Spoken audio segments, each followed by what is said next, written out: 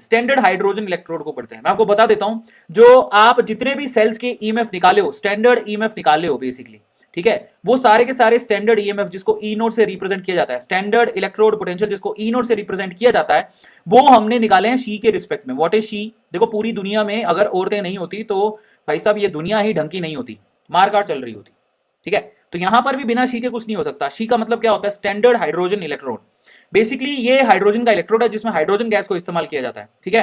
Hydrogen gas को यहां इस्तेमाल किया जाता है जिसकी प्रेशर हम ली जाती है 1 atm। सबको समझ में आया? और उसमें हाइड्रोजन गैस के H+ का सॉल्यूशन लिया जाता है। H+ यानी कि हाइड्रोजन एटम का ही आयन का सॉल्यूशन लिया जाता है जिसकी कॉन्सेंट्रेशन होती है 1 M। सबको समझ में आया? और सबसे खास बात, हाइड्रोजन यानी कि शी के स्टैंडर्ड इलेक्ट्रोड पोटेंशियल को, शी के खुद के स्टैंडर्ड इलेक्ट्रोड पोटेंशियल को 0 माना जाता है। अगर आप इसको 0 नहीं मानोगे तो आप कैलकुलेशन कर ही नहीं सकते। तो मैं आपको दर्शन कराता हूं कैसे होता है। इसको बोलते हैं स्टैंडर्ड हाइड्रोजन इलेक्ट्रोड, क्योंकि यही की है, इसके थ्रू आप बाकी जितने भी इलेक्ट्रोड हैं उनका स्टैंडर्ड पोटेंशियल निकालते हो। मान लो कॉपर का निकालना है तो कॉपर के सॉल्यूशन में इसको डाल दो, उसके साथ उसको अटैच कर दो। तो यहाँ पर क्या होता है, यहाँ पर ये कंटेनर होता है, उस कंटेनर के अंदर आप ऐसा पाइप टाइप का ऐसे इलेक्ट्रोड लगाते हो, ठीक है, इसको प्लेटिनम इलेक्ट्रोड कहते हैं। और यहाँ पर हाइड्रोजन गैस को अंदर डालते हो 1 atm प्रेशर पे, ठीक है, और यहाँ पर सॉल्यूशन भरते हो 1 M H+ का, ठीक है। और ये होता है, ये एक तरह का इलेक्ट्रोड ही हुआ जो कि हाइड्रोजन इलेक्ट्रोड है, और इसको कनेक्ट करते हो बाकी सेल्स के साथ में, और वट एवर भी द रीडिंग, ठीक है, क्योंकि इसका तो 0 होता है। अब जो वोल्ट मीटर रीडिंग दिखाएगा वो डायरेक्टली किसकी होगी? वो इसकी होगी, क्योंकि इसका हम लोग 0 मानते हैं। समझ में आ गया? तो आप कभी भी कैलकुलेशन करते हो तो आपको रेफरेंस लेना पड़ता है। तो बेसिकली अगर आप लोगों को इलेक्ट्रोड पोटेंशियल कैलकुलेशन करनी है उसकी, तो आपको शी को रेफरेंस में लेना पड़ेगा और उसका इलेक्ट्रोड पोटेंशियल को 0 मानना पड़ेगा।